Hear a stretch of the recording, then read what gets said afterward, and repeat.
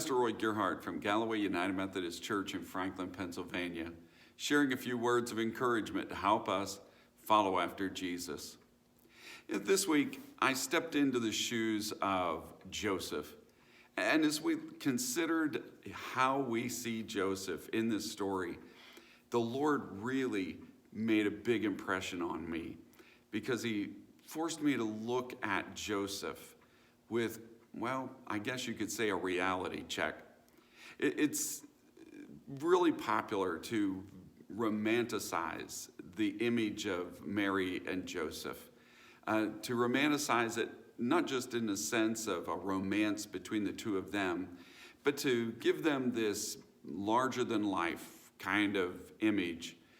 Beautiful people, smart, heroic, all these wonderful characteristics about them. I mean, we want them movie scene ready.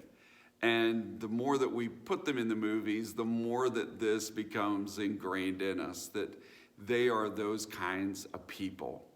And as I was looking at them, I really was struck by that and those common images that we share. And I really began to wonder, were they really like that? I mean, come on, were they really that good looking? Was Joseph really that heroic in all of this? All of that sent me to some real soul searching, thinking about the fact that Joseph was not entirely heroic.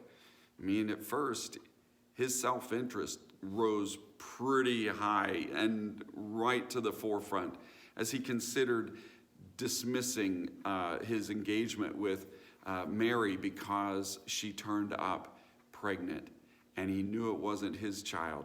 And her explanations about God were not something that he was ready to listen to. And so he was ready to put her aside, not a real heroic gesture. There are so many things about our lives that we can look at and say, boy, when I look back on my actions, I sure was no hero. I wasn't even very nice or very considerate. Sometimes our self-interest gets the high priority of our life and our thought processes. In fact, whenever I was interacting with a group of guys last evening, all of us really shared the impact of looking back on our lives and taking note of some of those less than stellar moments in our life, to put it nicely. Some of those really disappointing failures that we look back on in our life. And sometimes looking back on that, it would seem like we're just going off on a guilt trip. But we really got a hold of something, I think, important. It's not just about picking up some kind of guilt trip so that you live forever under the shadow of your past sins. But there's something that is important about really grasping the brokenness of your life, the inability that you and I have to actually fix and take care of everything in our lives.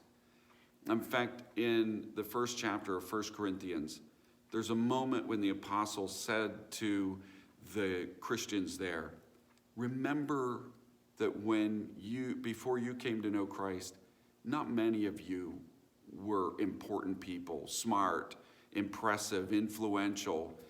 You were nobodies. And there's something about looking back on that gives a magnifying to what God is doing with us. It magnifies his love for us, that he loves us even when we're less than stellar. He is working in our lives and causing us to grow and to transform in ways that when we look back, it stands out in bold relief. I'm not what I was. And so looking at those things can actually bring us up instead of bringing us down. Instead of riding us with guilt, it gives rise to our joy in salvation, to the faith that we have in Christ, and it allows us to live in a fullness of hope because we know where we've come from and how God has loved us to where we are now. May God bless you today, and as you share his good news, may God make you a blessing wherever he takes you.